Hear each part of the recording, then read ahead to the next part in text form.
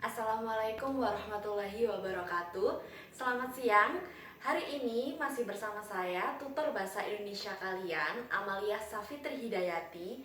Kita akan belajar bersama-sama tentang hikayat. Nah, tahukah kalian apa itu hikayat?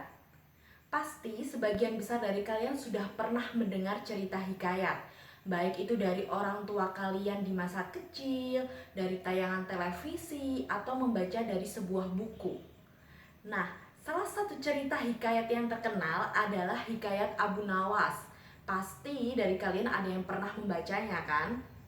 Nah, di sini saya akan menjelaskan bahwa hikayat adalah salah satu cerita rakyat Melayu klasik yang ciri khas dari ceritanya adalah kemustahilan dan juga kesaktian para tokoh-tokohnya. Kali ini kita akan membahas karakteristik dari teks hikayat, nilai-nilai yang terkandung dalam hikayat, dan yang terakhir adalah kaidah kebahasaan hikayat itu sendiri. Selanjutnya, apa sih karakteristik dari teks hikayat itu? Ada 4 karakteristik dari teks hikayat. Yang pertama adalah adanya kemustahilan. Kemustahilan adalah sesuatu yang tidak logis. Nah, ini pasti kerap kita jumpai di cerita hikayat. Misalnya apa nih? Misalnya ada seorang bayi yang lahir dengan membawa pedang. Padahal dalam kehidupan nyata kita tidak pernah menjumpai seorang bayi yang lahir dengan menggunakan pedang. Nah, maka dari itu ini disebut sebagai kemustahilan. Ciri khas atau karakteristik yang kedua adalah adanya kesaktian. Kesaktian siapa? Tentunya kesaktian para tokoh-tokohnya. Salah satu tokoh yang biasanya dikenal sakti yaitu adalah seorang raksasa. Raksasa ini mempunyai kesaktian dapat menghancurkan kerajaan dalam semalam, atau raksasa yang bisa berubah menjelma menjadi manusia biasa. Nah, kesaktian ini tentu berhubungan erat dengan kemustahilan.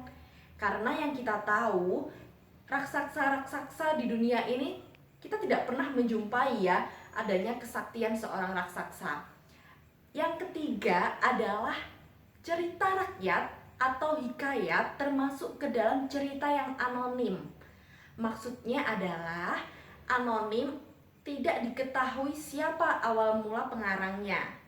Mengapa demikian? Karena cerita hikayat adalah cerita yang diceritakan secara turun-temurun dan juga melalui lisan. Jadi tidak ada bukti secara jelas siapa yang pertama kali mengawali cerita ini. Selanjutnya, ciri khas yang terakhir adalah istana sentris. Sesuai dengan namanya, istana, maka cerita dalam hikayat selalu berlatar kerajaan. Maka dari itu, kita selalu menjumpai adanya raja dalam cerita hikayat tersebut. Nah, itu tadi adalah keempat karakteristik dari cerita hikayat. Selanjutnya, kita akan mempelajari tentang nilai-nilai yang terkandung dalam teks hikayat. Ada beberapa nilai-nilai yang dapat kita petik. Salah satunya adalah nilai religius atau agama. Nilai religius atau agama tentunya berhubungan dengan Tuhan. Misalnya, ada tokoh yang berdoa kepada Tuhan, atau seorang tokoh yang suka bersedekah, maka itu termasuk ke dalam nilai agama atau religius. Nilai yang kedua adalah nilai sosial. Kalau religius berhubungan dengan Tuhan, maka nilai sosial adalah berhubungan dengan masyarakat. Misalnya membantu masyarakat, bergotong royong, dan sebagainya. Nilai yang ketiga adalah nilai edukasi. Nilai edukasi ini dapat disebut juga sebagai nilai pendidikan yang terkandung dalam hikayat tersebut. Misalnya, seorang anak yang sejak kecil sudah diajari agama oleh orang tuanya, maka itu termasuk ke dalam nilai edukasi. Dan yang terakhir adalah adanya nilai moral. Moral ini menyangkut perilaku baik dan juga buruk para tokoh. Misalnya ada seorang tokoh yang gemar bekerja dan disebut sebagai lelaki yang pekerja keras. Maka moral dari tokoh tersebut dapat diteladani oleh pembacanya. Nah, itu tadi adalah nilai-nilai dari hikayat yang dapat kita ambil. Selanjutnya, hikayat mempunyai ciri khas tersendiri terkait kaidah kebahasaan. Tentunya tidak sama dengan prosa-prosa yang lain seperti cerpen dan puisi. Nah, selanjutnya, cerita hikayat mempunyai dua kaidah kebahasaan.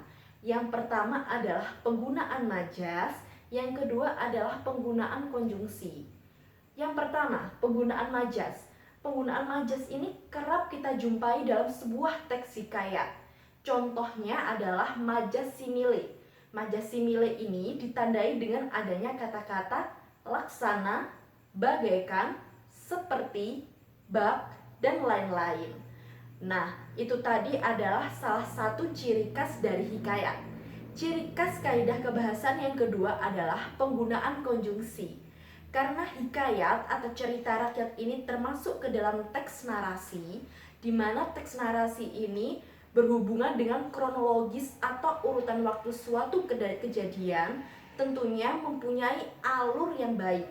Nah, alur ini dihubungkan dengan suatu kata penghubung yang kita sebut sebagai konjungsi. Tentu konjungsi yang dipakai adalah konjungsi waktu.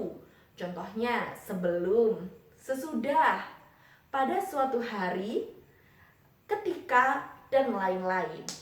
Nah, itu tadi adalah materi tentang hikayat yang menyangkut tentang karakteristik hikayat, nilai-nilai yang dapat diambil dari hikayat, dan juga kaidah kebahasaan hikayat itu sendiri. Semoga materi-materi yang saya sampaikan ini bermanfaat untuk kalian. Sampai jumpa di pertemuan mendatang. Wassalamualaikum warahmatullahi wabarakatuh.